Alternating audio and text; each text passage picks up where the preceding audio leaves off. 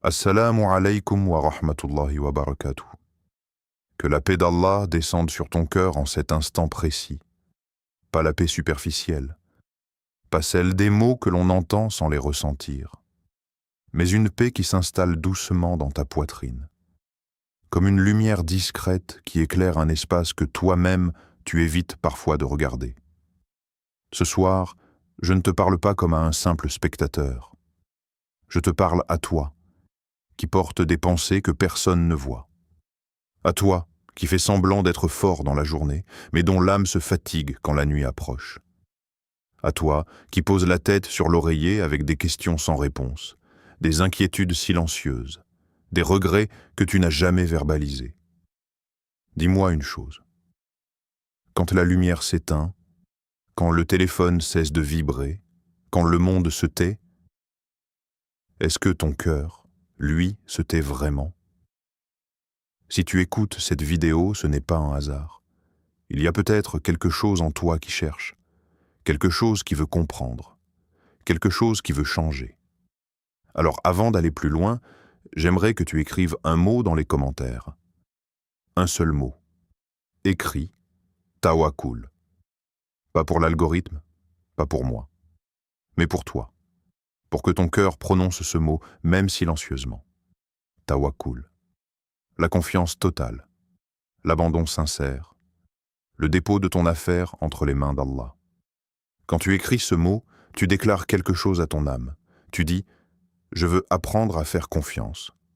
Tu dis « Je veux déposer mes charges ». Tu dis « Je veux une nuit différente ». Reste avec moi jusqu'à la fin. Pas parce que je vais te donner une technique magique, pas parce que je vais te promettre une solution instantanée à tous tes problèmes, mais parce que ce que je vais partager avec toi est quelque chose que beaucoup négligent, quelque chose de simple, quelque chose d'ancien, quelque chose d'ancré dans notre tradition, et pourtant capable de transformer profondément la manière dont tu entres dans la nuit. Et peut-être la manière dont tu te réveilles. Il existe un moment précis entre l'agitation du jour et le sommeil, un moment que la plupart traversent sans conscience, un moment fragile, un moment invisible, un moment où ton cœur est plus sincère que tu ne le crois. C'est dans cet espace que tout peut changer, tu sais. La nuit n'est pas seulement une pause physique, elle est un miroir de ton état intérieur, un miroir de ta relation avec Allah. Et ce que tu fais, juste avant de fermer les yeux, détermine souvent la qualité de ce qui se passe à l'intérieur de toi pendant que le monde dort. Ce soir, je vais te révéler quelque chose que beaucoup connaissent, mais que très peu pratiquent avec conscience. Un acte simple, un rappel profond, un dhikr particulier. Un nom d'Allah qui, lorsqu'il est invoqué avec sincérité, ouvre ce qui semblait fermé depuis longtemps. Peut-être que tu as l'impression que certaines portes dans ta vie ne bougent pas, que certaines situations sont bloquées, que certaines invocations semblent suspendues. Et si le changement ne commençait pas dans la situation, mais dans la manière dont tu entres dans la nuit, reste attentif, ralentis ton souffle, éloigne les distractions. Parce que ce que nous allons aborder maintenant peut réellement transformer ton rapport au sommeil et peut-être, par la permission d'Allah, transformer bien plus que cela. Et souviens-toi, chaque nuit est une petite mort. Chaque réveil est un décret. Alors la question est simple, comment veux-tu confier ton âme ce soir? Il y a un moment dans ta journée que tu considères comme banal, un geste que tu répètes sans y réfléchir. Tu éteins la lumière, tu poses ton téléphone, tu ajustes ton oreiller, puis tu fermes les yeux. Mais si je te disais que ce moment est l'un des plus spirituels de ta vie? Le coucher n'est pas une simple transition biologique. Ce n'est pas seulement ton corps qui se repose. C'est ton âme qui s'apprête à vivre quelque chose de profond. Et pourtant, nous traversons cet instant comme s'il était vide. La nuit a une particularité étrange. Elle enlève les distractions. Dans la journée, le bruit couvre tout. Les responsabilités, les conversations, les notifications, les obligations. Tu peux fuir tes pensées. Tu peux repousser tes émotions. Mais quand le silence s'installe, tout remonte. Les questions que tu as évitées, les erreurs que tu n'as jamais réparées, les blessures que tu fais semblant d'avoir oubliées, les peurs que tu caches derrière un sourire. La nuit révèle ce que le jour dissimule, et parfois, ton cœur refuse de se calmer. Tu te tournes à droite, puis à gauche. Ton corps est fatigué, mais ton esprit reste éveillé. Il analyse, il regrette, il anticipe, il craint. Pourquoi ? Parce que le sommeil exige quelque chose que ton ego n'aime pas, le lâcher-prise total. Dormir, c'est accepter de perdre le contrôle. Tu ne contrôles plus ta respiration consciente. Tu ne contrôles plus tes pensées. Tu ne contrôles plus ton environnement. Tu ne contrôles même plus ta propre conscience. Tu t'abandonnes. Et cet abandon est une forme de tawakkul que nous ne réalisons pas. Chaque nuit, sans même y penser, tu confies ton âme à Allah. Tu acceptes inconsciemment de devenir vulnérable. Tu acceptes de ne plus être le gestionnaire de ta propre existence pendant plusieurs heures. C'est un acte de foi, même si tu ne le formules pas ainsi. Regarde la vérité en face. Si Allah ne te protège pas pendant ton sommeil, qui le fera ? Si Allah ne maintient pas ton souffle, qui le maintiendra ? Si Allah ne décrète pas ton réveil, te réveilleras-tu par ta propre volonté ? Chaque matin où tu ouvres les yeux n'est pas automatique. Ce n'est pas une garantie biologique. C'est un décret divin renouvelé. Tu t'endors sans certitude absolue de te réveiller. Et pourtant, tu le fais chaque soir. Cela devrait transformer complètement la manière dont tu perçois le coucher. La nuit est un rappel brutal mais doux de ta faiblesse. Elle brise l'illusion de contrôle que tu construis toute la journée. Elle te rappelle que tu es dépendant, totalement dépendant. Et paradoxalement, c'est dans cette reconnaissance que la foi grandit. Tant que tu crois être autosuffisant, ton tawakkul reste superficiel. Mais lorsque tu réalises que même ton sommeil dépend d'Allah, alors ton cœur commence à s'incliner différemment. Le sommeil est un dépôt sacré. Ton âme est confiée, suspendue, maintenue par une volonté qui dépasse la tienne. Tu ne vois pas ce moment, tu ne le ressens pas consciemment, mais il est réel. Chaque nuit est une leçon silencieuse de tawhid. Elle te dit, tu n'es pas celui qui se maintient, tu n'es pas celui qui se protège, tu n'es pas celui qui décide du retour. Et au lieu d'être une source d'angoisse, cette vérité peut devenir une source de paix immense. Car si tu es faible, cela signifie qu'il est fort. Si tu perds le contrôle, cela signifie qu'il le détient parfaitement. Si tu t'endors vulnérable, cela signifie que tu es sous sa garde. La question n'est donc pas seulement « pourquoi je n'arrive pas à dormir ?» La vraie question est « comment est-ce que je confie mon âme ce soir ?» Avec insouciance ? Avec négligence ? Ou avec conscience ? Parce que le coucher n'est pas un simple geste quotidien. C'est un rendez-vous spirituel, un moment où ton existence entière proclame, même en silence, « je ne me suffis pas à moi-même ». Et dans cette faiblesse assumée, il y a une porte immense vers une foi plus profonde, il y a une différence immense entre aller dormir et se préparer à rencontrer la nuit. Beaucoup tombent dans leur lit comme on tombe dans l'oubli. Mais le croyant, lui, peut transformer ce moment en un acte d'adoration discret, presque invisible aux yeux du monde, mais immense auprès d'Allah. Tout commence par l'eau, pas une eau distraite, pas un wudu rapide, mécanique, fait par habitude. Un wudu conscient. Quand tu ouvres le robinet, ne pense pas seulement à nettoyer ton visage. Pense à ce que tu veux laver avec lui. Quand l'eau touche ton front, rappelle-toi les pensées qui t'ont alourdi aujourd'hui. Les jugements inutiles, les inquiétudes excessives, les images que tu aurais préféré ne pas voir. Quand tu laves tes mains, pense à ce qu'elles ont saisi. Ont-elles été un moyen de bien ou de négligence ? Ont-elles écrit des paroles utiles ou blessantes ? Quand tu passes l'eau sur tes bras, imagine que tu déposes le poids invisible de la journée, comme si chaque goutte retirait une tension accumulée. Le wudu n'est pas seulement une purification physique, c'est un message intérieur. Je ne veux pas entrer dans la nuit avec les traces de ma négligence. L'eau apaise. Elle ralentit le rythme. Elle te sort de la précipitation. Elle te prépare à quelque chose de plus grand, confier ton âme.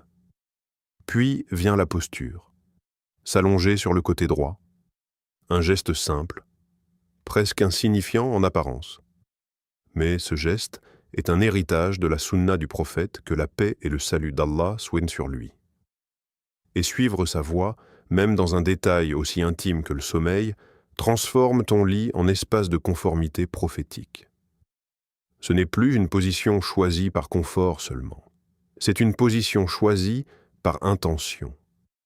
Le côté droit symbolise la dignité, la retenue, la présence. Tu ne t'effondres pas dans le lit. Tu t'y installes avec conscience. Cette posture crée une stabilité intérieure. Elle t'aide à ressentir que tu n'es pas simplement en train de dormir, mais que tu accomplis un acte aligné avec la tradition prophétique. Et dans cette conformité, il y a une baraka subtile. Puis, avant de fermer les yeux, arrête-toi. Ne te précipite pas vers l'inconscience. Prends 3 respirations profondes. Lentement. Inspire, comme si tu laissais entrer la miséricorde d'Allah. Expire, comme si tu relâchais toutes les tensions que tu ne peux pas résoudre ce soir. Encore une fois, inspire. Et rappelle-toi que ton souffle n'est pas garanti. Expire. Et accepte que tu ne contrôles pas tout. Une 3e fois. Inspire, avec gratitude. Expire, avec abandon. Ces 3 respirations ne sont pas une technique de relaxation moderne. Elles sont un pont, un passage entre le tumulte du monde et le silence de la confiance. Ton rythme cardiaque ralentit, tes épaules se détendent, ton esprit commence à lâcher prise. Mais plus important encore, ton intention change. Ce n'est plus un simple coucher, c'est un acte préparé, un acte orienté, un acte sacralisé. Tu as purifié ton corps avec l'eau, tu as aligné ta posture avec la sunna, tu as apaisé ton intérieur par le souffle, tu viens de transformer un geste ordinaire en moment d'adoration. Et lorsque les actes ordinaires deviennent des actes conscients, la vie entière commence à changer de texture. La nuit n'est plus une fuite, elle devient un espace choisi. Ton lit n'est plus seulement un lieu de repos, il devient un seuil entre ton effort et le décret, entre ton agitation et la confiance, entre ta faiblesse et la protection d'Allah. Ce que tu fais dans ces premières minutes détermine l'état avec lequel tu entres dans l'invisible, car le sommeil n'est jamais neutre. Il est soit insouciant, soit confié. Et ce rituel simple, eau, posture, souffle, prépare ton cœur à choisir la seconde voie. Il existe des moments dans la vie où tout semble fermé. Tu frappes, tu insistes, tu planifies, tu fais des efforts. Et pourtant, rien ne bouge, les opportunités tardent, les réponses ne viennent pas. Les situations restent bloquées comme si une barrière invisible te retenait. C'est dans ces instants que l'un des noms les plus puissants d'Allah prend tout son sens. Al-Fatah, Al-Fatah, celui qui ouvre. Mais pas seulement les portes matérielles, pas seulement les chemins professionnels, pas seulement les situations visibles. Il ouvre ce que toi, tu ne vois même pas. Il ouvre les cœurs durcis.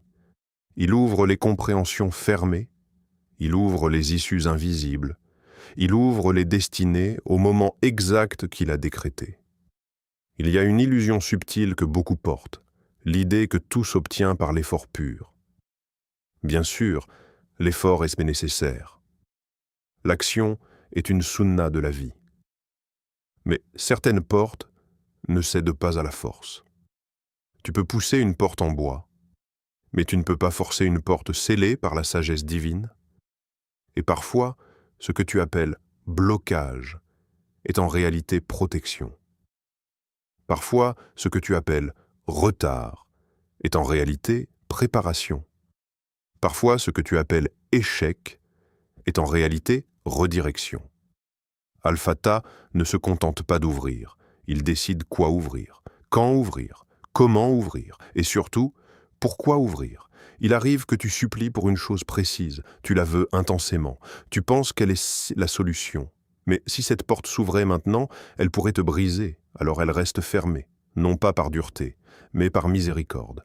Puis, un jour, sans logique apparente, tout change. Une opportunité surgit, un cœur se radoucit, une solution apparaît là où il n'y avait que des murs. Tu te demandes, comment cela est-il arrivé?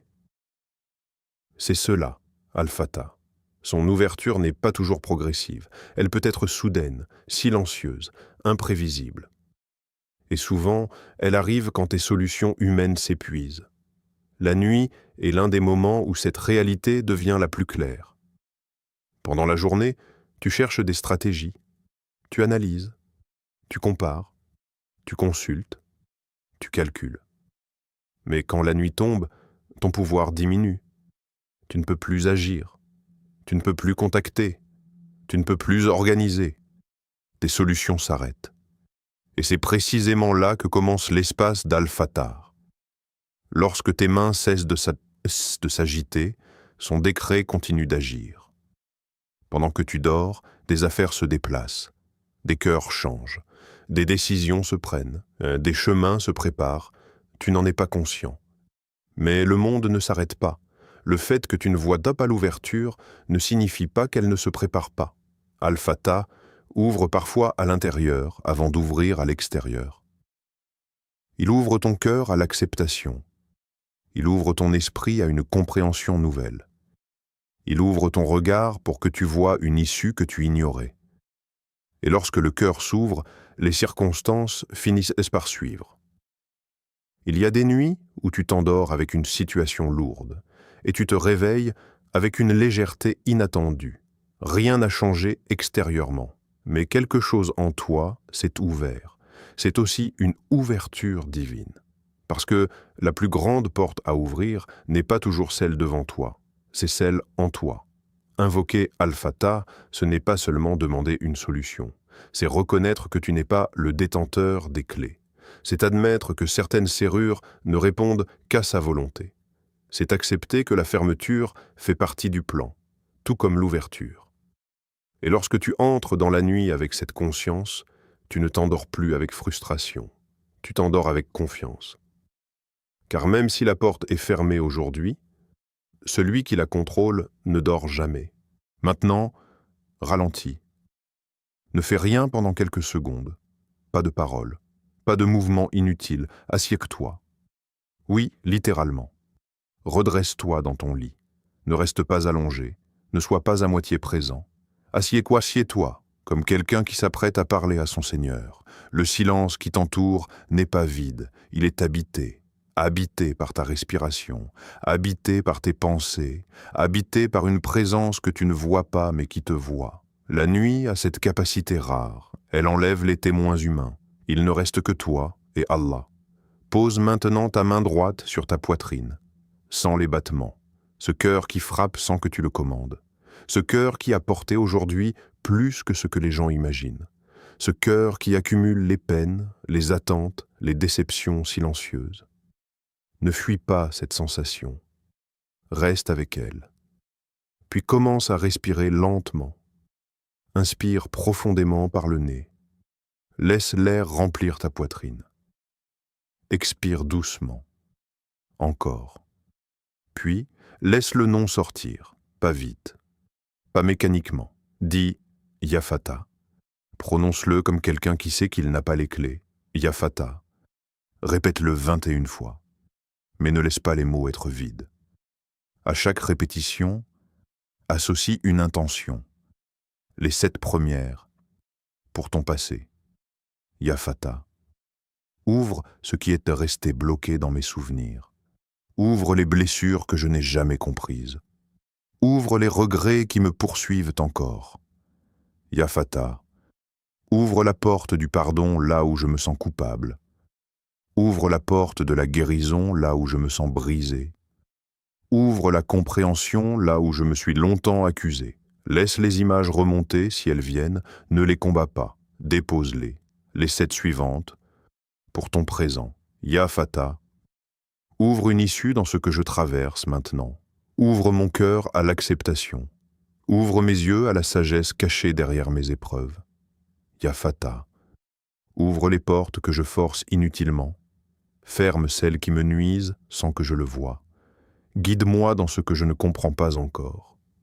Ressens le poids actuel de ta vie, les responsabilités, les tensions, les attentes, et à chaque répétition, imagine que tu enlèves un sac de tes épaules. Puis les 7 dernières pour ton futur, ce futur qui t'inquiète parfois, ce futur que tu essaies de contrôler, ce futur que tu redoutes sans même savoir pourquoi. Ya Fata, ouvre pour moi ce qui est bon, même si je ne le demande pas. Écarte de moi ce qui me détruirait, même si je le désire. Écris-moi une ouverture qui me rapproche de toi. Réalise quelque chose d'essentiel. Tu n'es pas en train de convaincre Allah. Tu es en train d'éduquer ton cœur. Chaque Ya Fata est une clé qui tourne à l'intérieur de toi. Chaque répétition affaiblit l'illusion que tout dépend de toi. Chaque souffle te rappelle que tu n'es pas le gestionnaire ultime. À la fin des 21 répétitions, ne te précipite pas. Reste quelques secondes dans le silence. Observe. Ton rythme a changé. Ta poitrine est plus légère. Tes pensées sont moins agressives.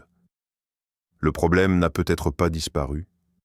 La situation n'a peut-être pas encore changé. Mais quelque chose en toi s'est déplacé. Tu n'es plus en train de porter seul. Tu viens de déposer ton passé entre ses mains, déposer ton présent sous sa sagesse, déposer ton futur dans son décret. Et lorsque le cœur dépose vraiment, il cesse de trembler comme avant. Ce rituel n'est pas une formule magique. Ce n'est pas une garantie d'ouverture immédiate. C'est un acte de libération intérieure. Car parfois, la première porte qu'Al-Fata ouvre n'est pas celle de ta situation, c'est celle de ton cœur. Après avoir répété le nom, ne remplis pas immédiatement le silence. Il y a un moment très subtil juste après le dhikr, un moment fragile. Ton cœur est plus tendre, moins défensif, moins agité. C'est dans cet état que l'invocation devient vraie. Tu n'as pas besoin d'un discours long, tu n'as pas besoin de phrases complexes, tu n'as pas besoin d'une éloquence impressionnante, tu as besoin d'honnêteté. Parle à Allah comme quelqu'un qui reconnaît qu'il ne peut plus porter seul. Commence simplement « Ouvre mon cœur ». Pas pour ressentir des émotions spectaculaires, mais pour enlever ce qu'il a endurci, les rancunes, les déceptions, les comparaisons, les blessures mal cicatrisées. Ouvre mon cœur signifie élargis ma poitrine face à ton décret. Retire l'étroitesse qui m'étouffe. Fais entrer ta lumière là où je suis confus. Puis dis ouvre ma voie. Tu ne demandes pas forcément richesse ou succès immédiat. Tu demandes clarté, direction, alignement. Ouvre la voie qui me rapproche de toi. Éloigne-moi des chemins qui semblent brillants mais qui m'éloignent de ma foi. Ouvre-moi une issue là où je ne vois qu'un mur, puis dis « Ouvre ma sérénité ». Car parfois, le plus grand manque n'est pas matériel, c'est intérieur. Tu peux avoir des solutions et rester anxieux. Tu peux avoir des opportunités et rester inquiet. La sérénité est une ouverture invisible. Elle ne s'achète pas, elle se reçoit. Ouvre ma sérénité signifie apaise ce tumulte en moi. Calme ces pensées excessives. Apprends-moi à te faire confiance sans tension. Et ensuite, ose dire. Ferme les portes qui me blessent. C'est une invocation courageuse. Parce que parfois, tu tiens à des choses qui te font du mal. Des relations, des habitudes, des attentes irréalistes. Tu demandes souvent l'ouverture, mais rarement la fermeture. Or, certaines fermetures sont des miséricordes. Ferme la porte de ce qui détruit ma foi. Ferme la porte de ce qui alimente mon orgueil. Ferme la porte de ce qui me détourne de toi, même si je l'aime. Puis arrête-toi.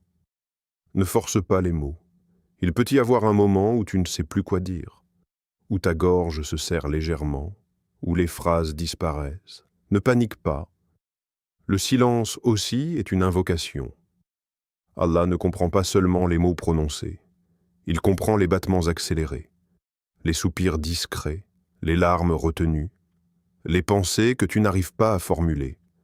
La sincérité ne se mesure pas à la longueur.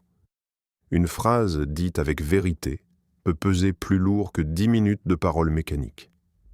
Tu peux dire simplement « Ya Allah, tu sais », et cela suffit. Tu n'as pas besoin de tout expliquer à celui qui connaît déjà tout.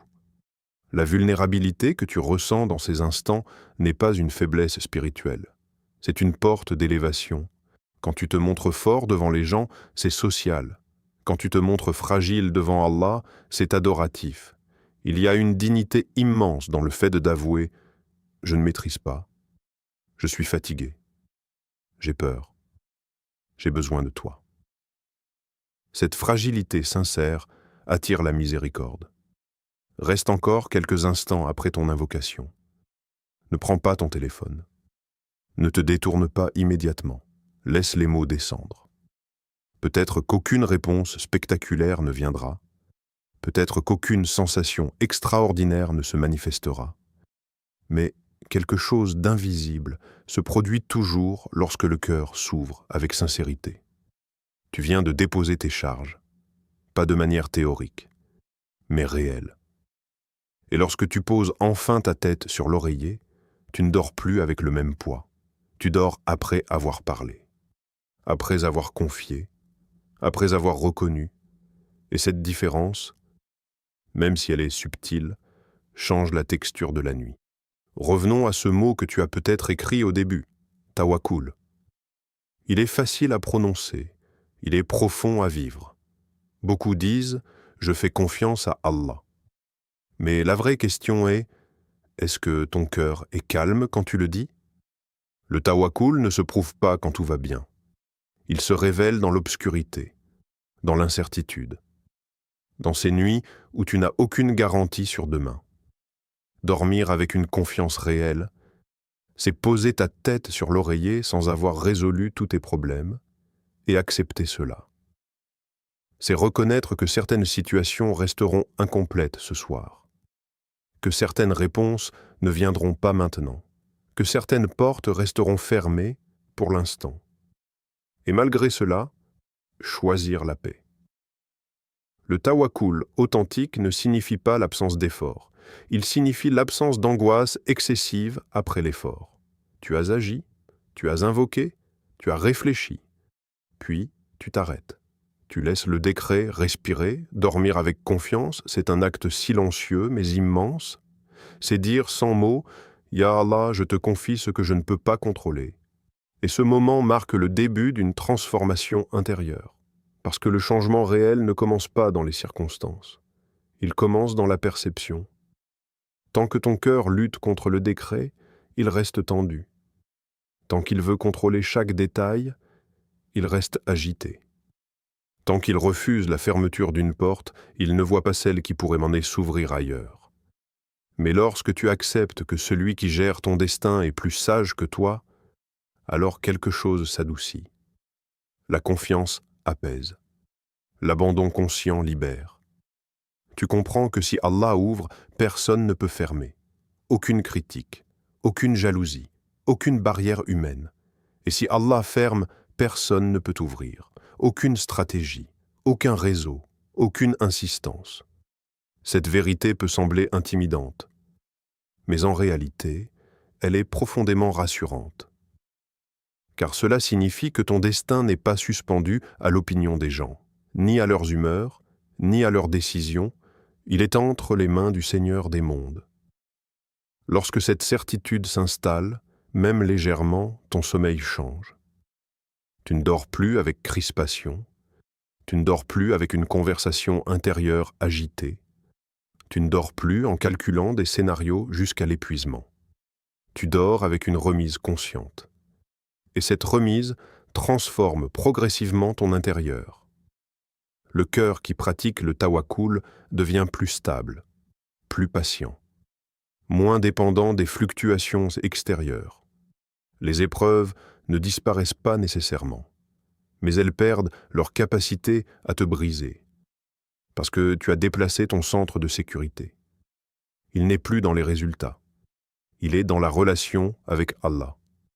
Et c'est là que réside le vrai changement, pas quand la porte s'ouvre, pas quand la situation se débloque, mais quand ton cœur accepte que l'ouverture ou la fermeture viennent d'une sagesse parfaite. Le changement commence à l'intérieur, lorsque tu comprends que la sérénité n'attend pas la solution, qu'elle peut précéder la réponse, qu'elle peut exister même dans l'attente.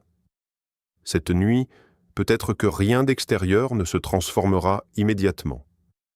Mais si ton cœur s'apaise, si ta poitrine s'élargit, si ton esprit cesse de se battre contre ce qu'il ne peut contrôler, alors quelque chose d'essentiel aura déjà commencé. Et parfois, la plus grande ouverture n'est pas celle des circonstances. C'est celle d'un cœur qui a enfin appris à faire confiance.